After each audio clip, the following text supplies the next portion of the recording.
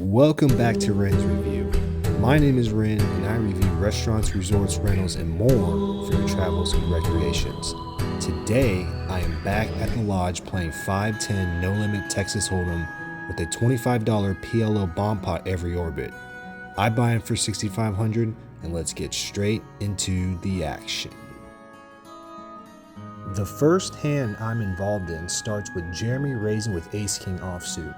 Pretty standard raise, but I look down at 5 deuce of spades. You're probably wondering, why are you calling with 5 deuce? In a cash game, you have to play a wide range of hands in order to maximize your profits and to throw people off their judgment. When the flop comes 8-3-6, all I need is a 4 for a straight or backdoor spades for a flush. Luckily, it checks around and I get to see a free card. When the turn comes at Miracle 4, I have the second best combination possible, only losing to 5-7. It checks to Pier, and he bets out with his flush draw.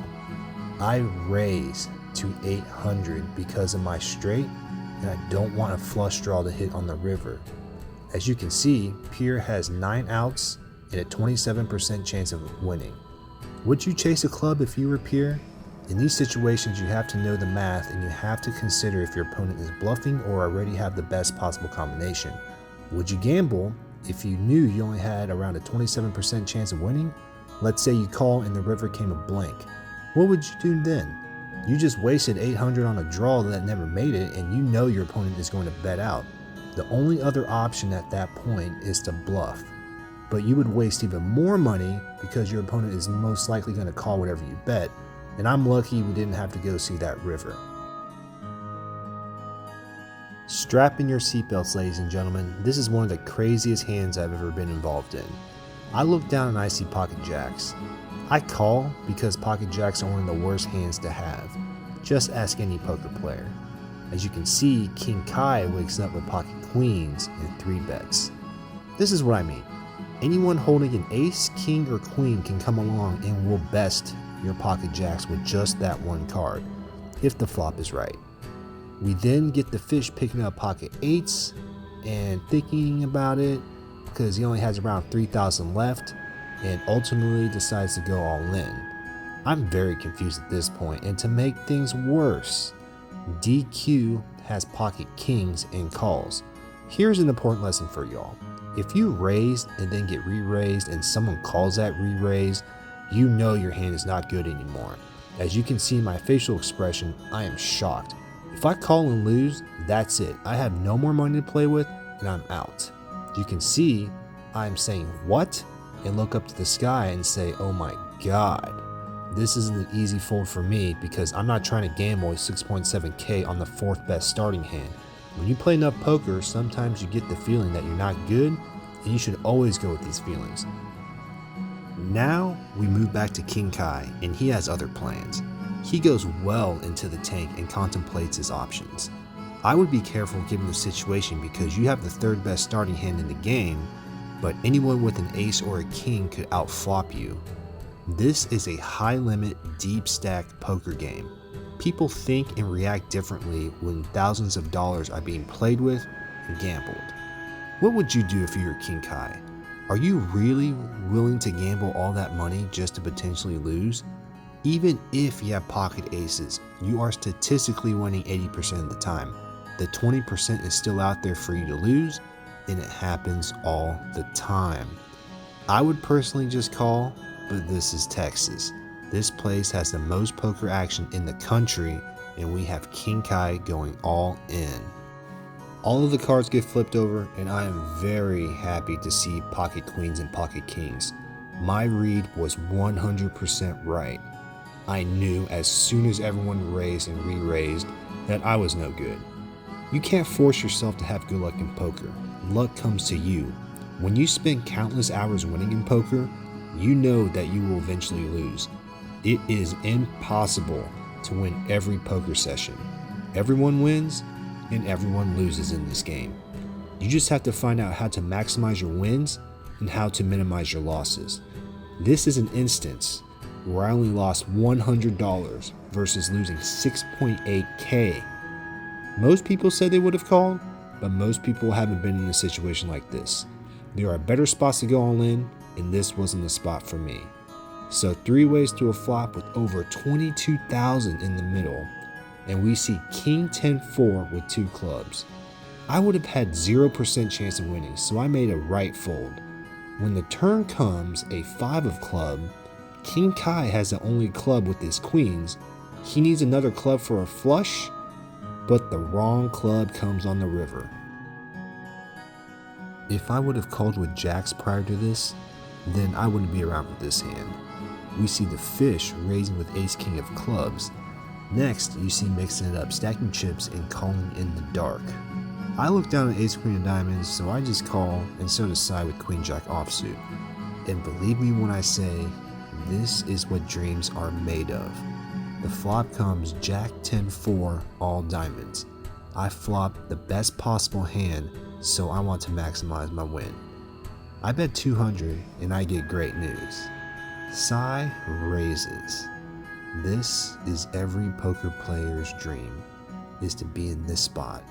Not only do I have the nuts, but people are betting into me. The fish thinks about it and folds. So what do you think mixing up is going to do?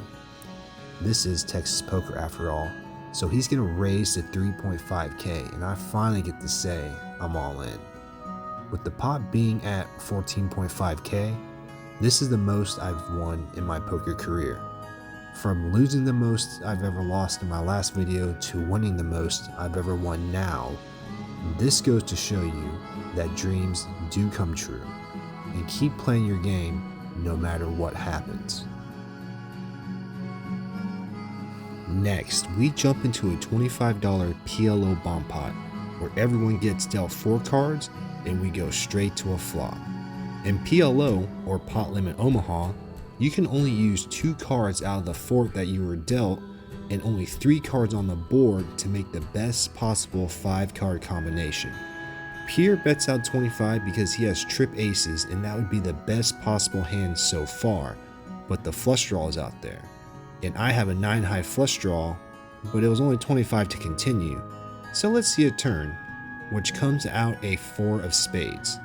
Now I have a 9 high flush, but the fish has a 10 high flush and bets out 225. You can see me reaching for chips and then going back and thinking about it. Since everyone is dealt 4 cards, I knew someone could have a higher flush than a 9. In PLO, you have to assume most of the time that someone has a made hand due to the 4 cards you are dealt. That's why I folded my flush, but Pierre calls because he needs the board to pair or another ace to have the best possible hand. When the river comes to 10, the fish has this win locked up. My game has been on point so far. I folded the correct hands and got involved in the right hands when the time was right. I pick up ace-3 offsuit and I just call because ace-3 is one of my favorite hands to play. We then get King Kai raising with 5 deuce offsuit. I call because I'm a non-believer. We go to a flop of ace-6-5 with 2 diamonds and we both check. When the turn comes a 6 of clubs, now there's 2 flush draws out there and King Kai bets out.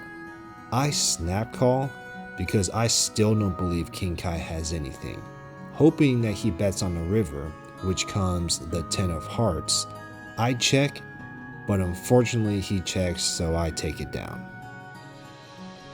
I haven't played too many hands so far. I currently have the lowest VPIP because I am in tournament mode and I want to protect my profit. I look down at King Queen offsuit and I just call because I know other people will raise for me. That's just how this game has been, and I know how my opponents work. See what I mean? Sai raises, KC, King Kai, and DQ all call with a wide range of hands. I wasn't joking when I said Texas has the most poker action in the country, and yes, even more action than Vegas. I'm not going anywhere, so I call, and we go 5 ways to a flop of 8 queen 3 with 2 hearts. I have top pair, so I bet out because of the flush draw being out there, and I want to charge that flush draw as much money as I can. You have to target certain hands in order to extract the maximum. Sai needs a jack for a straight, so he pays my bet to see the next card. King Kai is on a flush draw just like I predicted and pays my bet as well. You have to charge these draws because top pair is vulnerable in this situation. Everyone folds and we go 3 ways to a turn of a queen of spades. Now I have trips and I bet out 325. The graphics say 3.3k, but that's not right. Now looking at this video, I should have bet more along the lines of 600 to 700 to scare away that flush draw, but at the same time I want to make as much as I can. King Kai calls and we're going to a river, which comes an ace of spade. Lucky for me, that flush draw busted, so I bet out 1,000 knowing that. And King Kai is not going to call with 5 high, so he's just going to go ahead and fold. I included this next hand because I want to reiterate the fact that you should never slow play aces. Slow playing gets you burned. And as you can see on the side, I have around 80 to 90% chance of winning, but I still have around 10% chance of losing, and I don't want to have that because I have the best starting hand. Time for another PLO bomb pot. Everyone gets dealt 4 cards and we go straight to a flop of 7 king 10. I look down at trip 7s, which is the 3rd nuts currently. I also have a backdoor ace high diamond flush draw, so there's a lot of potential. I waste no time and bet the pot since that's the max I can bet. By doing so, I can also see who calls and from there predict hands I am up against based on playing with these guys for about 3 hours now. King Kai calls and needs a jack for a straight. Unfortunately for him, the fish has 2 jacks, so his chances are slim. Ironically, the fish needs a queen for a straight, but King Kai has 2 queens. Isn't poker funny? You sometimes have your opponent's outs, especially in PLO. Getting dealt 4 cards really makes a difference and changes the game. So everyone else folds and we go 3 ways to a turn of a 6 of diamond. Now my backdoor flush draw comes into play and I already have trip 7s. As you can see, I have 75% chance of winning and nothing to fear. So I slow down and check, hoping someone would bet for me. My plan on the river is the same. If I bet anything, both would likely fold, so I have to appear weak and just check. PLO always makes a hand for someone, so I was praying someone made a straight or a flush, which it luckily did. The fish bets out with his straight, but we all know his straight is no good. I go ahead and pull out the check raise to extract maximum value. Maybe it was too large.